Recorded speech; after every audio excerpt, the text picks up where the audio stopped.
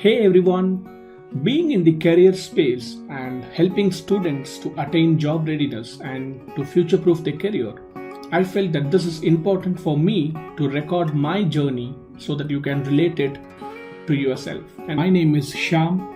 I am a hyper growth career coach and the founder of Job Readiness Hub. I help students and professionals early in their career to attain career niche clarity with the trending skills to thrive in the future of work. This video is more about myself, how I have sustained back then the Great Recession in 2009 and even now this pandemic. The kind of different career paths that I have explored, completely new journeys that I have discovered. So I felt that it's very important for me to walk you through my journey on how I had been able to successfully migrate different domains, different functions, different roles in different varied organizations of varied sizes. How I had been able to successfully sustain and future-proof my career, and what I'm doing today to help thousands of students to attain job readiness and to future-proof their careers. So let's get into my journey. I hope that you would enjoy this. So as you could see on the screen, my journey so far, I would like to split it into 7 phases. So the first phase is when I want to talk about where I was born, my background, my family, etc. So I was born in a place called Trichy, Tiruchirappalli. It's a city in Tamil Nadu state in India. My dad was serving BHEL.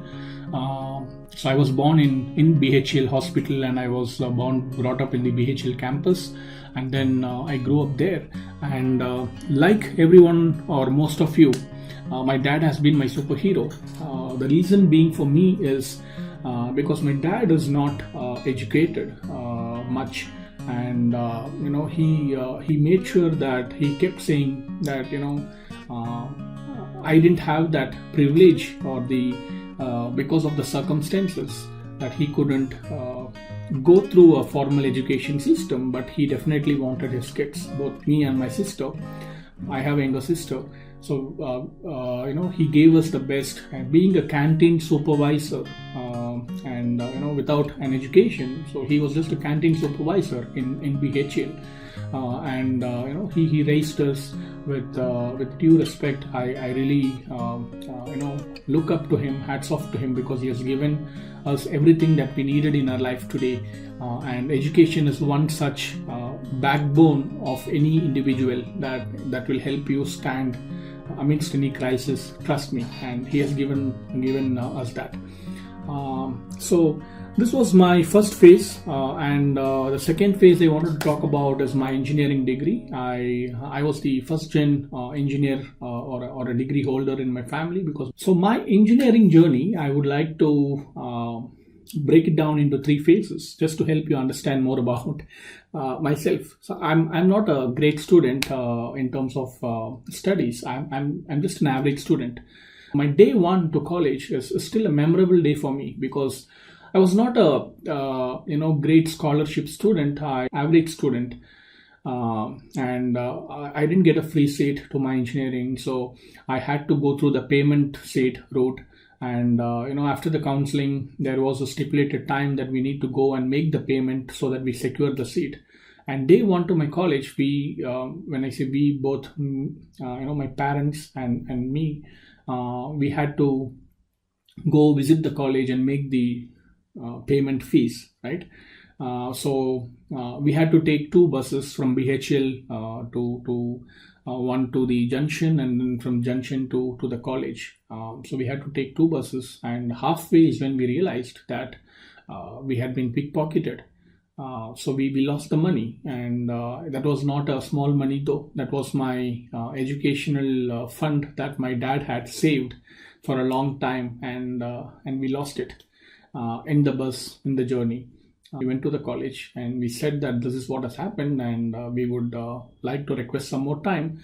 We came back. My dad immediately did whatever he could do, sold our land, one of the lands that we had back then, and it's again his hard-earned earnings. That's why I still remember those old days. I managed to get into the engineering college back then, and I pursued my electronics and instrumentation engineer. And the second phase was, or the second instance of my engineering is, I'm a batch of 2002 to 2006. So I graduated in 2006, and if I'm not wrong, 2001, 2002 is when the Anna University affiliation came into the picture. All the engineering colleges in Tamil Nadu came under the umbrella of Anna University.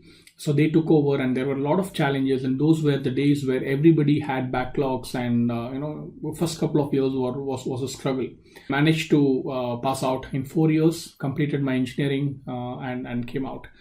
The third phase was, I'm a batch of Shiva, if you know Shiva Karthikeyan, who is a successful actor now in the Tamil South Indian film industry. So we are batchmates from JJ College of Engineering and Technology. The reason after my 12th I chose JJ was there was NIT Trichy. BHL is pretty close to NIT Trichy, but I didn't score that well to get a seat or secure a seat for myself in NIT. So the reason why I chose JJ CET was JJ College was the only college back then at that point of time which encouraged culturals, which encouraged fine arts, and it allowed students to bring out their talents, go out, participate in different inter-college cultural festivals, and we have done a lot of that. So I was also a part of a small team of fine arts within the college. So that's how we associate very well. So Shiva was very talented back then with his mimicry and all of that. I'm also a batch of Arun Raja Kamraj, who is a lyricist and a vocalist now. Also a batch of Santosh Narayanan is my senior. I'm a batch of Dibu Niran Thomas, who is also a music director. So back then, good old days. So this has right when we lost the money, I was very, very particular that I need to get into a good job. Like the day I finish my exams, I need to land in a job, and I need to get into a high-paying job because of the pickpocket instance that happened in my life. I was very, very clear that I need to start earning money as soon as possible and also help my parents. So I successfully graduated, and then this was my engineering days. Coming to the third phase of my life, after I graduated out of my engineering college, I had no career clarity. I absolutely had no career clarity. I just took up the role which came my way, and I happened to come across.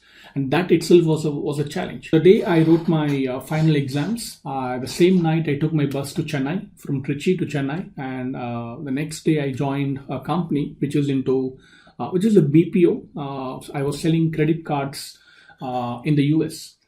Major challenge. They put me back-to-back trainings, while other batchmates could proceed and hit the floor. Right, you can't go hit the floor. You first join the organization, undergo the training program, and then is when you hit the floor. I was put back and forth in the training modules because of weeks after weeks. Because number one is I couldn't speak fluent English. Back then, I couldn't understand what the audio or the video is saying, because I'm trying to sell credit cards back then in 2006 to the US people sitting in Chennai. So it was a BPO, right? So I couldn't understand the accent of those people back then. So I really struggled, and then I finally hit the floor. I was successful, but then I really figured out that it was all night shift. It was all upside down for me personally, because we end up sleeping the whole day, and we live in a hot city like Chennai, and you sleep the whole day. And though the salary was good, comparatively better than any other fresher jobs, but still I thought that this is not my cup of tea. And then I realized that I decided that I have done my instrumentation engineer, so let me get back to my core job of electronics and instrumentation. Again, with my superhero dad's help, I joined a paper manufacturing plant back there. in Tamil Nadu, not in Chennai. So I took up the instrumentation role, looking at the flow meters, looking at the thermal sensors, looking at the readings of various instruments in the field, both power plant, the paper plant, and all of that. And then I started thinking that, okay, what's my future up there? So when I looked up seniors and super seniors, I quickly realized that this is not the lifestyle that I wanted to have. Nothing wrong about that. I with due respect to that profession, to that organization, and it's my individualistic aspiration and my career, interest, that I figured out that I really didn't want to. After 5 years or 10 years, I really didn't want to spend my entire life in dirtying my hands and doing those instrumentation role, and decided that I should do my MBA. That's when I gave my CAT, MAT, and other examinations, and finally landed up Finally, I land in my MBA. So again, I was the first one to do engineering degree in my entire family and circle. I was the first one again to do an MBA, that too with Ohio University back in the US. All the faculties come down and teach us, and it was a complete US program, a full-time program. And I was the first one, very excited. My family was very excited. Took loan again. First time we sold the land. Second time, I was not interested to work and make money, but then I decided that I will grow, and then I decided to do my MBA and took a loan because my dad said that if this is what you want to do, I can help you with an education loan, and we took that, and I landed up in my MBA seat. So when I graduated out of my MBA, right, two things happened. Again, one good and one bad. So let me talk about the bad thing first. Year 2009 was a year of Great Recession. Even experienced folks were not getting jobs. I was just a fresh graduate out there with probably a year or little more than a year of experience, 1.5 years of experience with two companies, paper plant, and then selling credit cards. And where do I look up to? Because everywhere there is no hiring and there is only firing back then in 2009. The good thing was I was one of the few, and I managed to get a campus placement, right?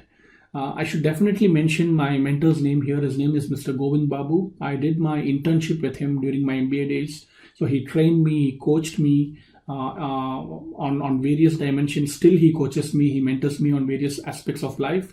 But he was the one who was like the backbone for me to help me understand where the industry is going and how to position myself and all of that. He was there for me at that point of time, right? But when I passed out of my engineering, there was no one who could tell me where the industry is heading to, no career clarity and nothing. So yes, after my MBA, I took up the campus job that I got, and then again, no career clarity. I just took up what came my way because recession, and then I served that company, the campus placement that I had for about 9-10 months, little less than a year. I was a top performer there. The marketing role covering Europe region back then in 2009-10, and then from my journey from there till here, right?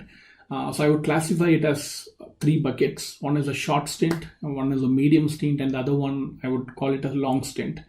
So I joined the Singapore company and started selling IT services.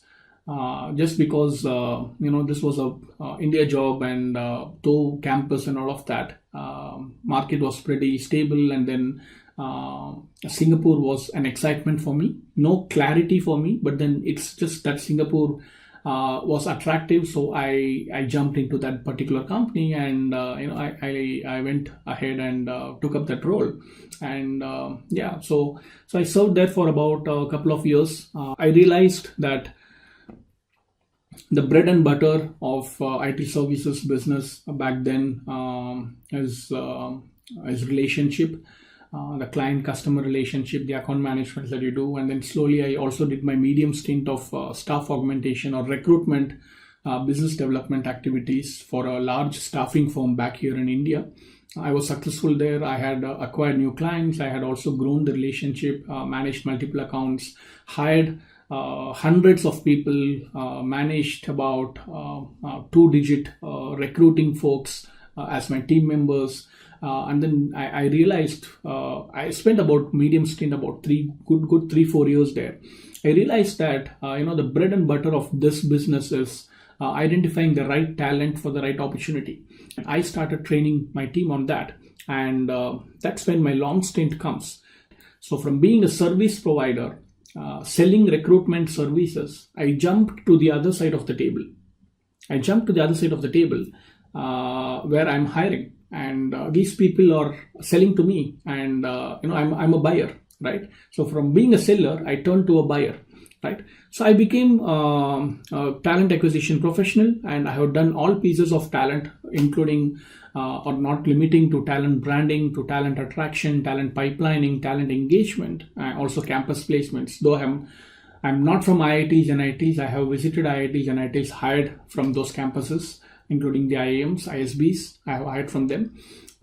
So this has been my long stint, and with the long stint, I really enjoyed that. Talent acquisition is my forte. I had been doing HR talent acquisition for about 6+ years now, and covering global regions, not just India, but then I've been hiring for senior leadership across Asia, Singapore, Malaysia, Australia, New Zealand, Japan, and Korea. I've been heading talent function for these countries, and also pieces of Middle East. So I really enjoyed doing the role. I really was happy and contented.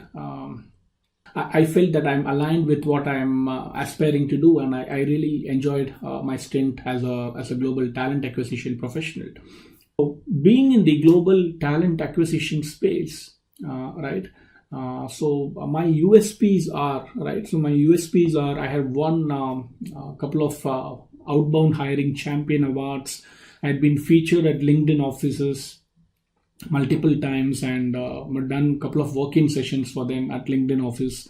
I'm also well connected with the TA leaders. When I say TA, the talent acquisition or recruiting leaders across the country. So we have a closed group. And if you could see here, the TA Dialogues, which is a TA golf treat, which is organized by People Consulting, where we do, we gather for golf retreat, and we brainstorm and we debate on a lot of topics, which includes, but not limited to, the talent supply gap, and what is that they're looking in youth talent to become a future-ready workforce, and also the current challenges, the operational challenges that we face, and all of that. Right. So this has been my USPs. So I can really look at leveraging my industry experience and my hiring experience and my connections in the corporate talent acquisition space. You name any company, large companies, I would be some way or the other way connected to those talent acquisition leaders through my channel or mediums. And we resonate because we had been in the same hiring space, and we help each other in our challenges that we come across. Right. So this has been my USPs. So in my present role, I primarily do two things. As you could see, the various stints that I have taken, right from selling credit cards to working in a paper manufacturing plant, and then working in an IT services company, and then selling recruitment services for about 4 years, and then doing a global talent acquisition role for about 5+ years, right? And then now what do I do? So in my present role, currently I work with a company called Entomo, which stands for Enterprises of Tomorrow. This is a business-facing role that I do currently. It's a business-facing role. And here we primarily have 3 solutions or 3 offerings catering to the HR. So when I say business, I'm responsible for growth, revenue growth. I'm responsible for new accounts, new markets, etc. So in this, we offer or we help large organizations and government organizations primarily with 3 different offerings, primarily targeting the HR and also the strategy teams. So we help with the modernized performance management solutions powered by augmented analytics, which is again one of the future trend. We also offer them hyper-personalized learning journeys based on their skill gap analysis powered by artificial intelligence and machine learning. And thirdly, we also offer career recommendations for their employees, based on their individual role aspirations, etc. Again, powered by AI and ML. So this is what I do at my current role with Enterprises of Tomorrow. And the second thing that I do is I help students. I help youth talents and early career professionals through my community called Job Readiness Hub. So this is the second thing that I do. This is more of a service that I do because I want to truly help students. The reason why I'm in the career space today is because I want to truly help students to attain their career niche clarity and to thrive in the future of work with the trending skills. So at Job Readiness Hub and this community, I help students, I help parents, and I also help colleges or institutions. So the way I help students is I help them to attain career niche clarity with the trending skills to thrive in the future of work. I help them to future-proof their career with the industry trends. I also help them with some insights to the future of work. I also help them or assist them on gigs, internships, projects, to the USPs that we just saw that through my connections and my network. So I help the community with my personal connections of industry, talent acquisition and recruitment and business leaders who help in internships, assistants and gig projects, placements and all of that. But this is purely for the community members. So if you're not a part of my community, make sure that you do two things. Number one, subscribe. Number two, be a part of my Facebook VIP group where you get flash insights on everything that we're speaking about. And I also help students in their journey to attain job readiness. I also help students to attain their career niche clarity. We also do a 30-day challenge for students to help them come up with their career niche clarity, understanding the industrial revolutions, understanding where they belong to, what is happening around them, and how is the future of work looking like and all of that. Second thing, that my community, when I say my community, Job Readiness Hub as a community that we drive is, it's also powered by volunteers and industry leaders and mentors. So the second thing that we drive through our Job Readiness Hub community is we help parents. We help parents make them feel proud about their kids. We also help students to get a good job, which will eventually lead in a good marriage prospects. Also help colleges and institutions, and I help youth talents to attain job readiness and to become tomorrow's workforce. So in that way, I also give a lot of guest lectures and I do a lot of sessions with colleges, universities, etc. I also do all of this. These days it's all online, but I also do physical visiting faculties and all of that. So this is how I help the three audience, so students, the parents and the colleges and the community here. It's purely community driven. So if you want to know more of what we do at Job Readiness Hub and what do we do to future-proof youth's career today, make sure that you subscribe and you become a part of my VIP group, Facebook VIP group. Only then you will get instant flash updates on whatever we post and what things are happening around us. And look forward. I wish you a very successful career in all your career aspirations. Stay tuned.